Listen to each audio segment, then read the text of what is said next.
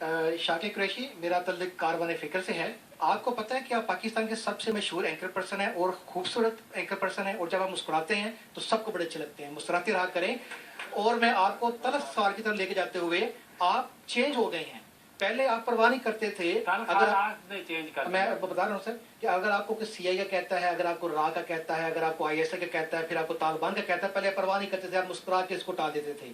हमारे मीडिया के ऊपर वो जो किरदार जो पाकिस्तान की तारीख को मसक करते हैं, इस्लाम को मसक करते हैं, हमारे नौजवान नस्ल को बहकाने की कोशिश करते हैं, आपके शो में आके बैठ के हमारे फौजियों को टफर कहते हैं, और हमारे जो तारीख के हिस्से को जो जो दो कौमी नजरिया है उसकी जो मुखालफत करते हैं, कायद-ए-आज़म के खिलाफ तलख लफ्ज बोलते हैं, उसमें हमारे एंकर पर्सन शामिल हो चुके हैं। हमें ये साहब आपको उसके बारे में एक तलख जो ना एक रवैया इख्तियार करना चाहिए, जो पिछले दिनों में इंडिया के लोगों ने एक्सेप्ट कर लिया कि जो हमले हुए पार्लियामेंट के और दूसरे ये बम्बई वाला, वो उन्होंने खुद एक्सेप्ट कर लिया। तो हमें मीर साहब कौम चाहती है कि आप इस पे अपना कदम उठाएं, आप इस पे आवाज बुलंद करें और आपके साथी इस पे आवाज बुलंद करें। हम इस पे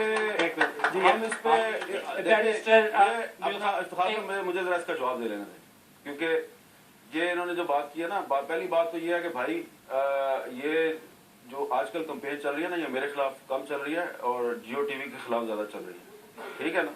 और ये आज से नहीं चल रही, ये 2007 से चल रही है, ठीक है ना।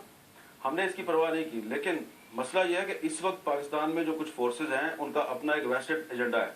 अगर हमने सीआईए के लिए काम करना होता तो हम पाकिस्तान में ब्लैक वाटर की एक्टिविटी को हम एक्सपोज नहीं करते, और उसकी वजह से जो अमेरिकन एम्बेसडर एन.डब्ल्यू. पैटरसन है वो मेरे खिलाफ खत न लिखती मेरी इंतजामिया को। और तीसरी बात आपने की है कि जनाब इसमें कायद-ए-आज़म के खिलाफ लोग बात कर रहे हैं, तो कायद-ए-आज़म के बारे में तो मैंने इतना लिखा है, उनको इतना डिफेंड किया है। अभी मेरी किताब आई है, उसमें मैंने कायद-ए-आज़म को इतना डिफेंड किया, बल्कि अब मैं आपको ये भी बता देता हूँ कि मैं लंदन क्यों आया हूँ। मैं लंदन इसलिए आया हूँ कि यहाँ पे मुझे एक जगह से कुछ मुझे ऐसे डॉक्यूमेंट्स जो हैं वो अवेलेबल हो गए हैं, जिनके तक मेरी रसाई भी हो गई है, जिससे कि पाकिस्तानी कौम को मैं ये बताऊंगा कि ये जो कश्मीर के हवाले से कायद-ए-आज़म के किरदार के बारे में कुछ लोगों ने किताबें लिखी कि जी कायद-ए-आज़म जो है वो तो कश्मीर में इतना इंटरेस्ट नहीं लेते थे और कायद-ए-आज़म को तो इसका पता भी नहीं था और लियाकत अली खान सब कुछ करते रहे। तो वो सारा रिकॉर्ड जो है उस जमाने का जो ब्रिटिश गवर्नमेंट का है वो हमने उसको उस तक रसाई हासिल कर लिया। और कायद-ए-आज़म देखें, मैं तो अगर आपके सामने अभी तक खड़ा हूं और मैं किसी से डरता नहीं हूं, और अल्लाह के अलावा अगर मेरा कोई सोर्स ऑफ इंस्पिरेशन है तो that is Quaid-e-Azam Muhammad Ali Jinnah and Allama Iqbal.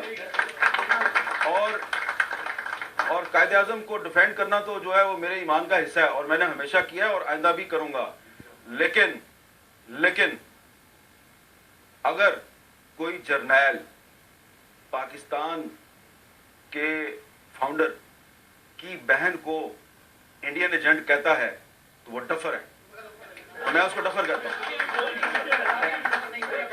जो अटैक हुए थे ना, मुंबई अटैक्स हुए थे, तो उस वक्त मैंने 6 शो किए थे, इस पे 6 शो किए थे कि इसमें जो एविडेंस है वो इंडियन गवर्नमेंट के पास क्रेडिबल नहीं नजर आ रही।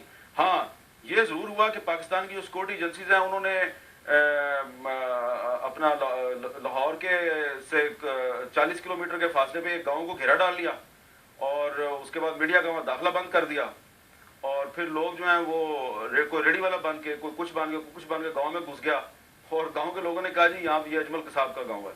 तो उसमें पता नहीं अब अजमल कसाब को इंडिया ने इस्तेमाल किया, रॉ ने इस्तेमाल किया, किसने इस्तेमाल किया, तो इसकी इन्वेस्टिगेशन होनी चाहिए। और ये तो सवाल हमने उस वक्त डिस्कस किया था, और इंशाल्लाह ताला यहाँ से वापस जाके तो आप देखेंगे कि इस पे हम बहुत थॉरली करेंगे। और ये भी हो सकता है कि ये कोई ट्रैप हो, किसी ने पाकिस्तान को ट्रैप करने के लिए एक नया शोशा छोड़ा हो, क्योंकि ये एक रिटायर्ड आदमी है, रिटायर्ड डिप्टी सेक्रेटरी है, उसने ये बात की है। लेकिन इस बात पे भी पाकिस्तान की गवर्नमेंट जो है उसने इंडिया से वजाहत मांगी है और इसको हम मजीद इन्वेस्टिगेट करेंगे। और ये जो पार्लियामेंट पे अटैक वाली बात है, ये तो हम पहले दिन से कह रहे हैं कि अफजल गुरु बेगुनाह था, अफजल गुरु का कोई ताल्लुक नहीं था इंडियन पार्लियामेंट पे अटैक से। ये कोई नई बात नहीं की उसने, इंडियन रिटायर्ड ऑफिशियल ने, ये बात हम पहले से कह रहे हैं। ये तो पाकिस्तान के मीडिया और पाकिस्तान की गवर्नमेंट के मौक़िफ़ की तइद हुई है। हाँ, अजमल कसाब जो है उसके बारे में जो वो जो गांव है वहाँ پہ اس کا باپ بھی تھا، سارا تھا. اب اس کو ہم انویسٹیگیٹ کریں گے کہ اگر یہ کاروائی سازش رو کی تھی تو رو نے اجمل قصاب کو کہاں سے ہائر کیا اور وہ کیسے استعمال کیا، اور اس کا جو نیٹ ورک اگر پاکستان میں آج بھی موجود ہے تو پاکستان کے دشمن ہے، تو ان کا تو کلا کما کرنا بہت ضروری ہے، اور انشاءاللہ تعالی ہم کریں گے. Thank you.